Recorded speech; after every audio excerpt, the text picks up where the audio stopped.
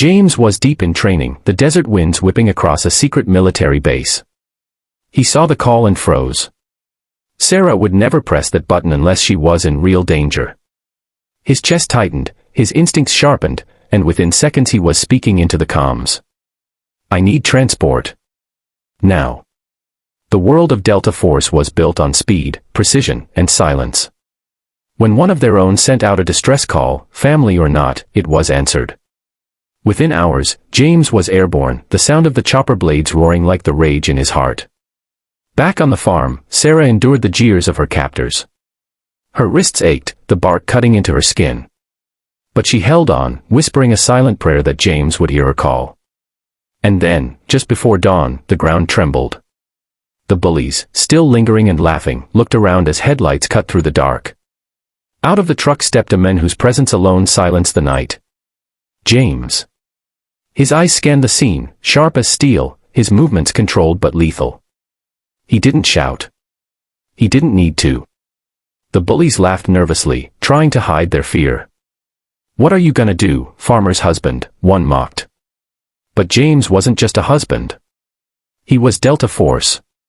In less than a heartbeat, he moved. A twist, a shove, a single strike, and one bully hit the ground gasping for air.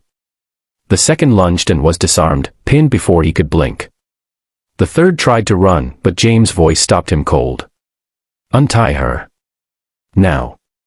The trembling hands of the last bully fumbled with the knots until Sarah's wrists were free. She collapsed into James' arms, sobbing, her silence breaking into relief. He held her close, his voice steady in her ear. "I told you, Sarah. No one touches you." The bullies, now pale and broken, scattered into the woods, their arrogance shattered forever.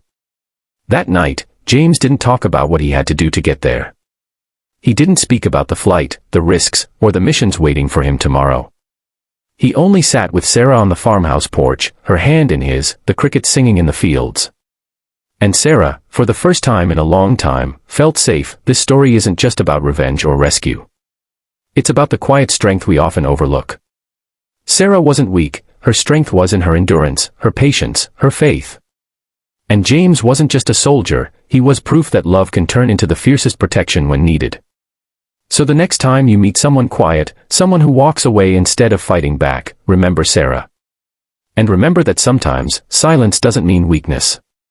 Sometimes, silence means power waiting for the right moment to speak.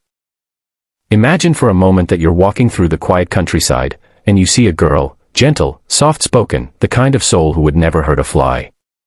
Now, imagine that very same girl tied helplessly to a tree by people who thought her silence made her weak. What those bullies didn't know was that behind her quiet eyes was a life story tied to a man who had walked through the fires of war, a man trained to face death itself without flinching. They didn't know that her husband was Delta Force, the kind of soldier whispered about in military legends.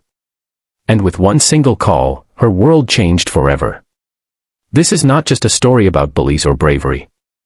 This is a story about love, strength, and the truth that sometimes the quietest people are the ones you should never underestimate.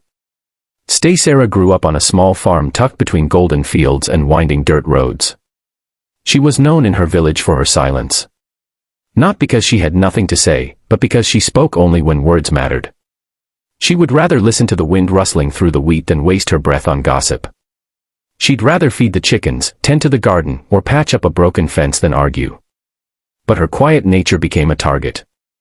The children she'd grown up with turned into restless teenagers and then bitter young adults who looked for easy prey to mock. They saw her silence not as strength but as weakness. Farm girl, they called her, mute girl, strange girl. And though their words cut deep, Sarah never lashed back. She believed that dignity was in walking away. Only her closest confidant knew how much she hurt, her husband, James. He was rarely home, his work a secret even Sarah couldn't fully explain. He had met her during one of his brief visits back to the States, fell in love with her gentleness, and married her in a small ceremony under the shade of the old oak tree near the farm. When duty called, he disappeared for months, never saying where, never explaining what he faced. But Sarah trusted him completely. She didn't need to know the details. She only needed to know he would come back. And yet, on one stormy afternoon, the bullies crossed a line. Sarah had gone to the edge of the woods to gather wildflowers for her kitchen table. 3 young men, familiar faces from the town, spotted her. They were reckless, fueled by anger at their own failures, desperate to prove themselves stronger than anyone. "There she is," one sneered. "The farm girl who thinks she's too good for everyone." Before Sarah could turn, they surrounded her. Their laughter echoed in the trees. They mocked her silence, tugged the basket from her hands, and when she tried to step away, one of them shoved her against the rough bark of an oak tree. Her heart pounded as they tied her wrists with coarse rope, binding her to the trunk. She wanted to scream, but she couldn't. Words failed her, fear crushed her throat. The world spun as they taunted, throwing